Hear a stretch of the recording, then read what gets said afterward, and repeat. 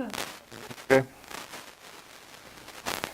going to show one more thing in the demo, at least one, and then I will open it up. Oh, it's always been open for questions, but I'll make sure that everything I cover in the demo makes sense, and if you have any questions, pipe up. But one thing I want to show you is something that you have at your disposal, OneDrive.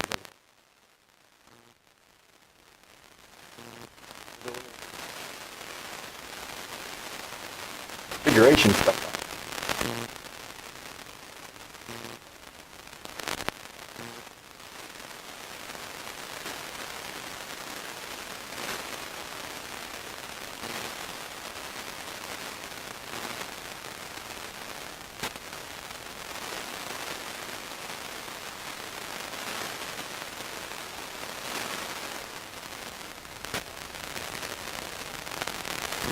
A whole bunch of options. Now,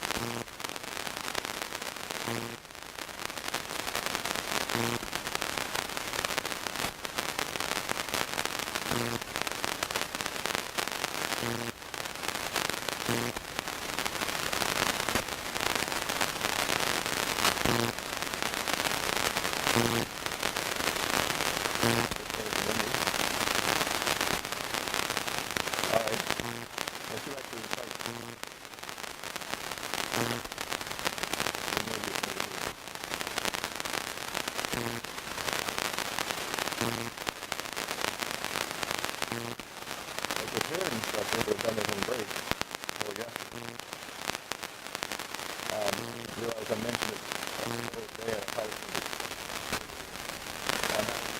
enable audio, so that you know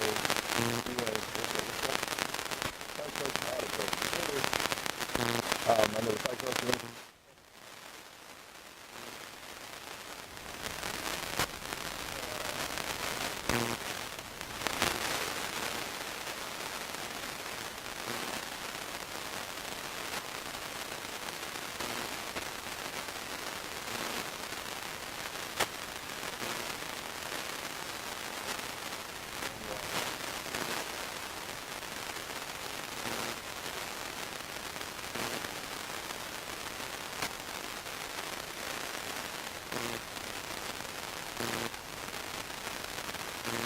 All the time, but what you do is you enable.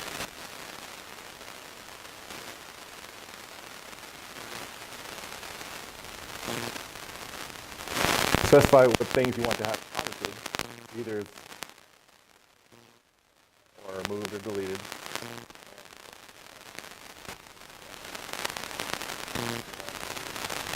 The instructions, select.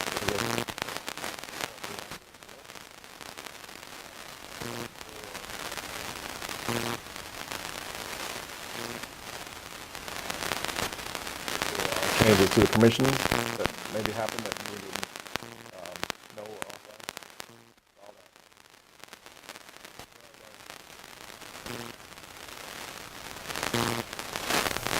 So it's going to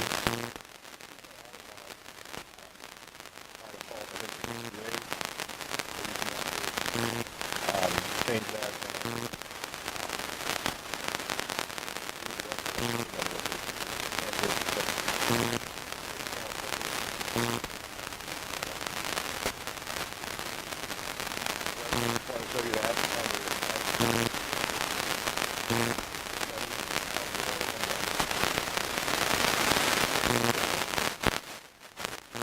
I think that's all I really had demo-wise, showing you how to work with documents, edit them online, upload new ones.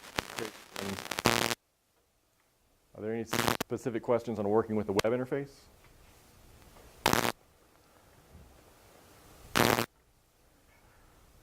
The web interface, again, is the richest interface. It's where you get all those options to do the advanced stuff, the behind-the-scenes stuff, the auditing, and you can do a lot of sort of restructuring of your OneDrive and some mass edits and things like that. So it's really the richest interface, but it's not the only interface. You can get to the content of OneDrive. You can get to your OneDrive through several ways that I mentioned in the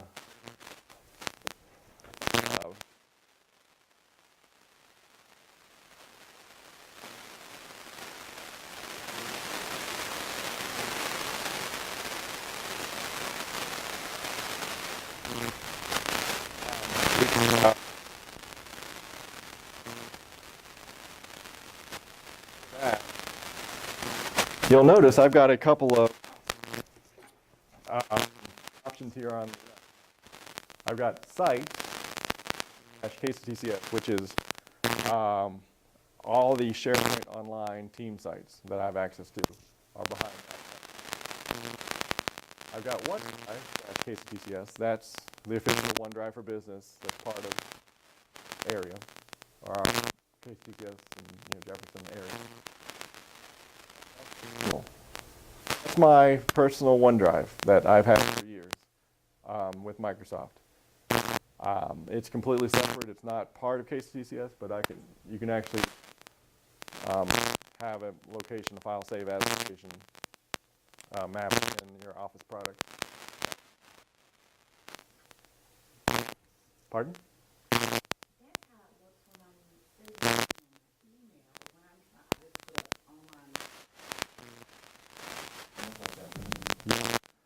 On my client on my desktop, I've got that extra functionality for my desktop version of Word. That's an add-on. Is this the best? Yeah, The desktop? that's the desktop version of Word. Correct. Yeah. When you're on Word Online, the default location is going to be there online anyway. You're not going to have those options. So does it default then to the KCTCS one, or does it default to the personal one? The KCTCS one. KCTCS. Yeah. Yeah. The personal one, which is a separate place, which some people have, it's equivalent. It's Microsoft's consumer equivalent to Dropbox and So Google how do you Drive. set that one up? Similarly, you got to have that client piece, that add-on piece with Office. So you got Office installed on your desktop or laptop, work computer. There, you may not have by default this extra piece that goes along with it. What comes with it.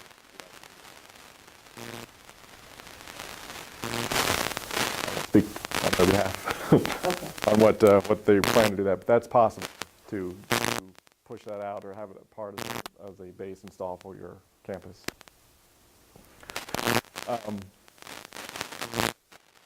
But the main reason I brought that up is that OneDrive has been around forever, and OneDrive for Business has been around almost forever.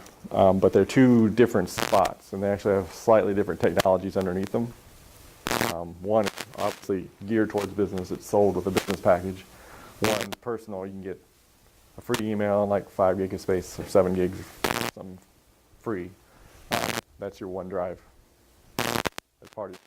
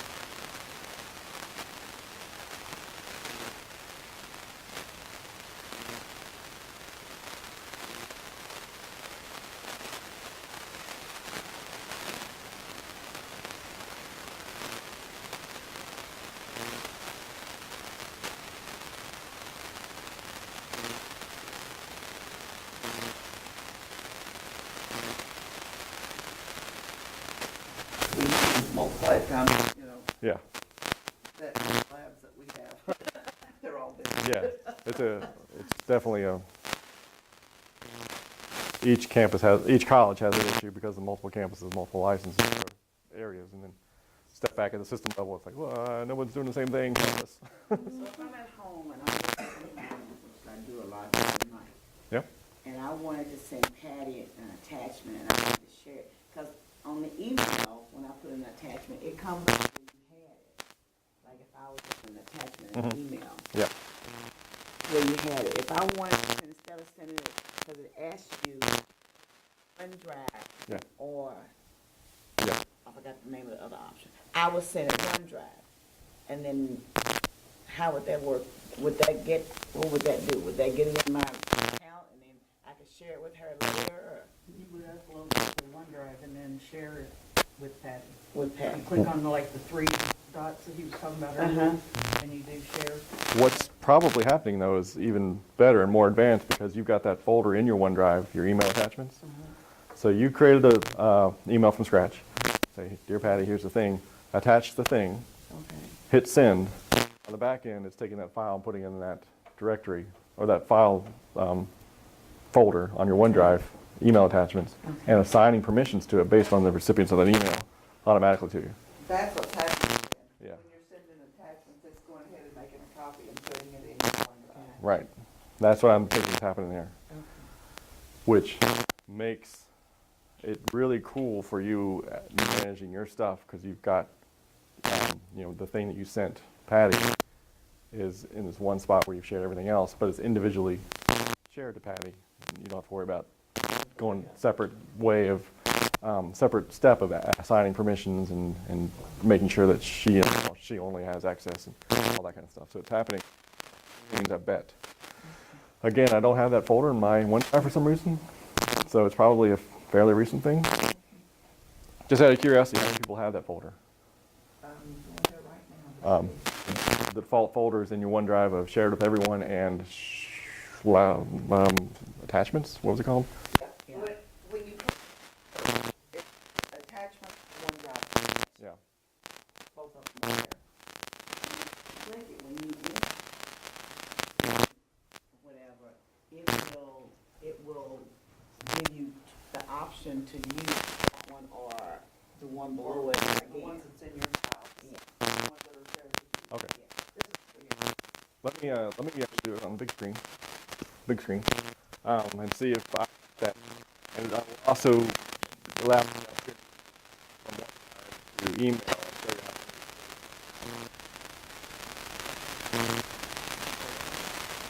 Currently, it says it used to be at the top of the email, like what they did in the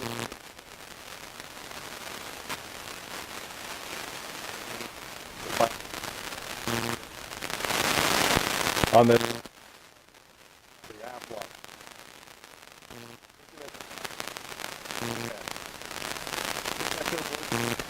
I think of it as the Office 365 start.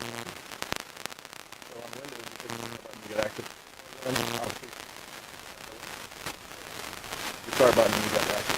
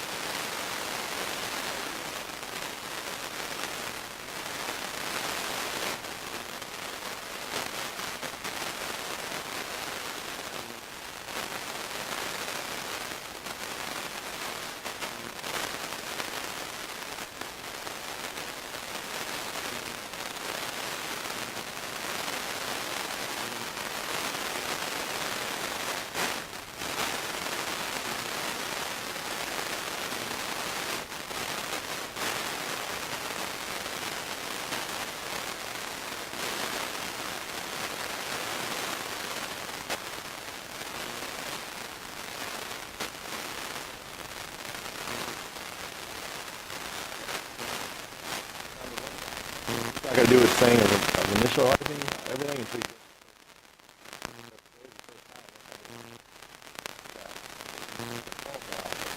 telling people.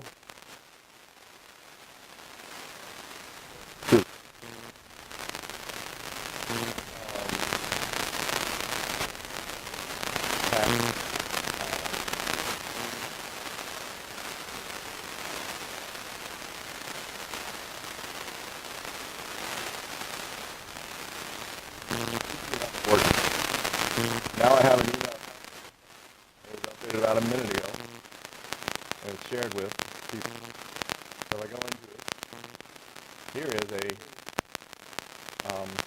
thing that's shared with Patty automatically. So I didn't have to worry about going to a separate place to do a thing. It just happened. I learned something. Just send me a picture. Yeah. Could you walk through the manual? You did it manually again. Just what I just did? Yeah. No problem. It'll show up in that left-hand navigation. It should.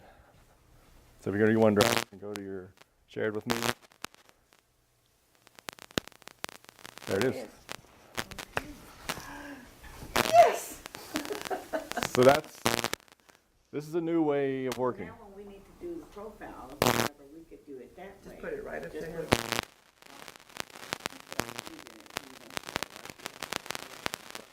Let me walk through it one more time and I'll show you. So this is web mail. Probably won't, I don't know if it'll work with your out client. Desktop client. If you're in webmail,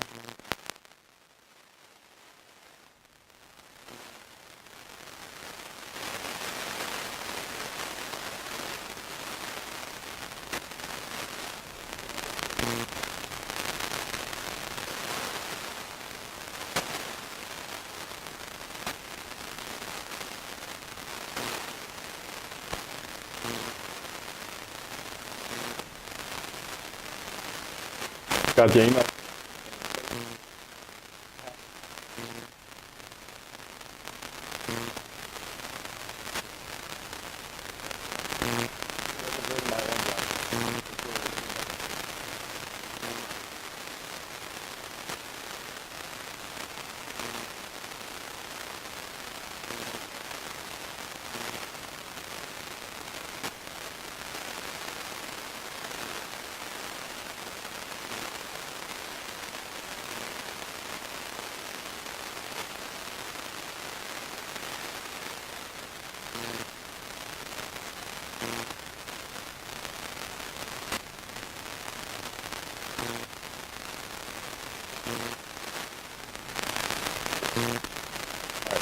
All right, I'm going to attach this file. The next screen.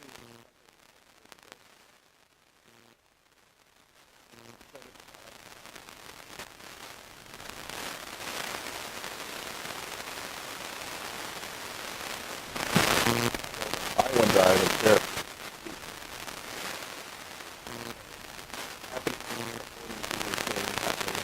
It's been longer. And the full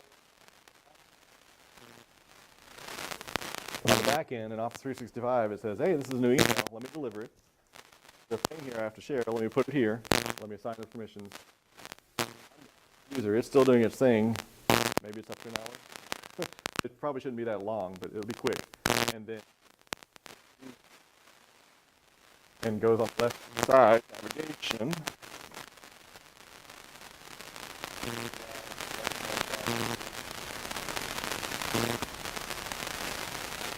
Or link. That folder, that file should be there. Shared with me, kind of an interesting shortcut. Additionally,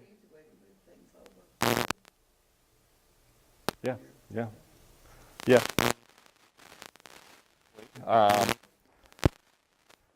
He also got the email with the message. It says, I've shared a file with him. Here's a link to it. I'm paraphrasing. Now let me, okay, let's say Kate and I have, they were working, and I sent her an email in one, and I want her to look at it, and she'll open it up. Okay, after she opens up, make edits, can she send it back to me from OneDrive? Or how does that work? Well, she wouldn't have to do anything. It lives there. It lives there. Yeah, so With it's, her edits. yeah. And that was that syncing thing I think he was talking about. Then when you open it, it'll say, this isn't the last version, that something has been updated. Yeah, that It's automatically updated on yours too. Okay, happens too, if you've got it synced. okay. There are other options too that you can have alerts and things like that, so that when there's this asynchronous collaboration going on, where there's edits, and then next week is somebody else edits, you can get alerts and email notifications that that's happening. That's also where that followed functionality will come into play. It's going to, or versions, new versions, to it. So it'll show up in your activity stream. So that starts to all come together here. All the email, the files you're working with, the attachments, where they live, how you can simultaneously edit, getting notifications of things in a more social and more modern interface like Google's been doing for a while. Good. Yeah, Can I I quote mean, you? Google did a lot of that same stuff, but But- the problem with it was then in a different format Yeah. to download it to Word, Yeah. you know, or so that you could put it in Blackboard, because Blackboard didn't accept that Google format. So it's starting to hopefully get easier and more consistent at work with the work-related materials using these tools. Oh, I see a whole bunch of workshops now that I can offer. Well, look, I'm the baby. Look, if I come to a workshop, I know nothing. I'm not the techie. I depend on Patty thing and IT. So, I got that. I mean, it's good. I learned something. I mean, again, I've not done that before. Techie. So there are a few people at System Office I know that have super powerful laptops, and the latest Office client on their laptop, but they use email or webmail exclusively. They don't bother with that. So I might need to start doing that so I can keep up with y'all on the latest things of how to work with the email and how more natively in Office 365 through the web interface. That's going to have a whole lot of repercussions then on this computer industry, because no longer are people going to have to buy the Yeah. greatest computer, because they can work It's on all, little cheap ones like I do. yeah. You can buy 2 or 3 little cheap ones and have them one at home, one at So work, and one at have all your stuff. in your office in the Bahamas. As long as you have an internet connection, you're good. Well, obviously, more likely in Juneau, but Alaska? Well, it's getting warmer, so I guess that'll work. I'd love to go to Alaska. I've never been. I would say, Oh, I thought that was like family or something. no. Ah.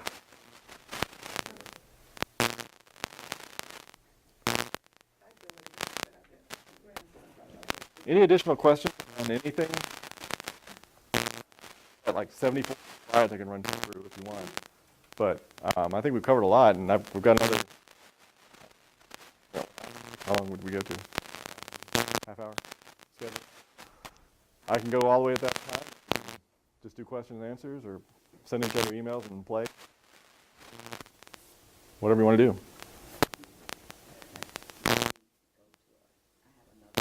Okay. Well, I think you've given us a lot to think about, so we are gonna schedule Matt to come back again and do more of a hands-on thing. Yeah.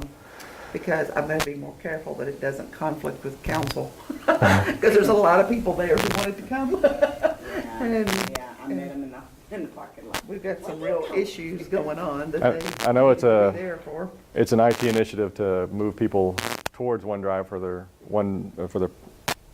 replacement for their shared documents. So we'll get back down here for sure and cover OneDrive. But on the 24th, Amy Coleman works with me at System Office, coming down to do the SharePoint Online side of the house, and team site deep dives and how to manage work really interestingly with all your documents that you work with. Yeah, good. Hopefully the band there. We've been going to all the colleges trying to at least offer it once. And some of the colleges, there's 4 people. Some of the colleges we had to room overflow, so it's different. But we're glad to come and glad to put these tools out there for people to use. We really appreciate it. Thank you so welcome. much. Thank you. When we're updating computers, we're trying to move everybody from the network folders over to OneDrive. Okay, good.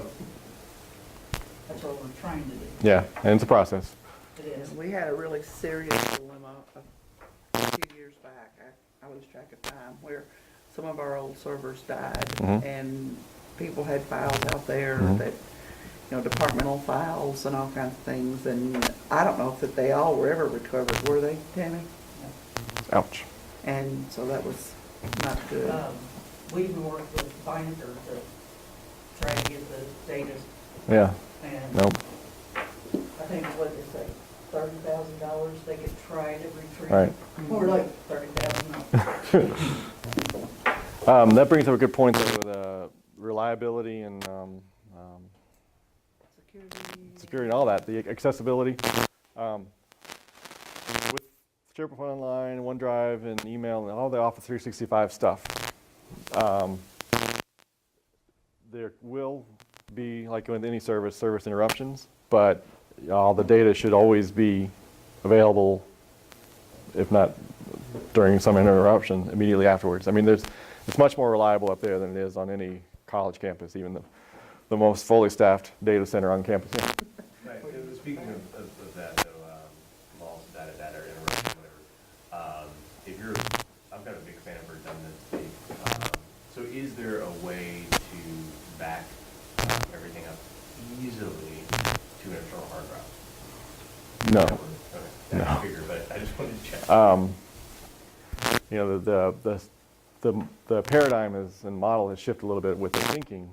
That sort of acts as kind of a backup, but it's not a true backup because all your version controls and everything are on the master copy in 365. There are some third-party products that are emerging that will take data out of 365 and into a managed backup scenario. I'm not sure if we'll be able to afford it that soon, but the model has shifted so differently that it's always going to be available. It's much more reliable. The other thing I wanted to mention, two other things real quick, in terms of OneDrive specifically, that's why we're here. If Patty did something really, really bad and got fired tomorrow, and her KCCS account got deactivated, like it was an emergency, we had to cut ties with her immediately, her stuff would be lost.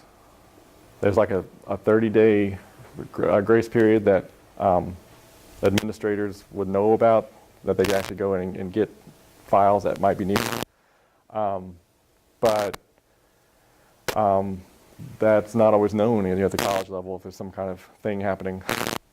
Just something to keep in mind is that if the stuff in your KCCS OneDrive is work-related, it belongs essentially to KCCS.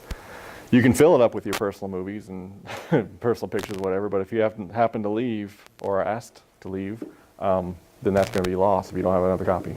So just keep that in mind. And the school loses access to that, you said, or they have 30 days? We have 30 days, so if we're notified, we have to put that back and assign to someone else. But with our turnover, we lose 30,000 students across the system every semester, so we're not going to wade through that and see which ones need to be saved and not. That's the thing to tell students too. Is, you've got a lot of space up there, but if you stop being a student here, your stuff's going to go away. Your email's going to go away. After the schedule, 2-semester grace period or something. I forget the exact. Just to keep that in mind. But again, it's safe. Well, that's another issue, and I don't know how we address that. But I've had adjuncts who create some things that they wanted to use, and their classes canceled. And then they come back the next semester and they don't have access to all their stuff anymore. And I've had one adjunct say, I know I've been told that I'm going to be teaching this class in the spring, but now I don't know when the workshops are. I don't know when anything's going on because there's a 1-semester lapse in there. Yeah. And I sent it up to IT and said, All you have to do is add deal with like an assistant instructor or an instructor on any class, and then keep their account active. Yeah. Okay. There's some procedural things that you have to, That's something I can do. keeping them active. That's the workaround.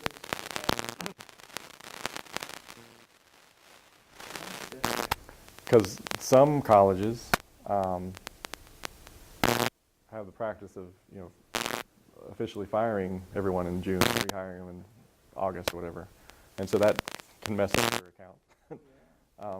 And so there are a lot of procedural things that we'll just have to examine because this is the new way of doing things and it's going to be standard. And so we need to figure out how it meshes with our way we do business. And we can make it work. I didn't realize that was be, except then sometimes teachers don't want other people in their stuff, you know, and so that integrates with Blackboard, you know, so. Right. The best thing in the world about PeopleSoft is it's totally integrated. The worst thing about PeopleSoft is it's totally integrated. Yep. Anything else? Thank you for coming. Thank you. If you'll do your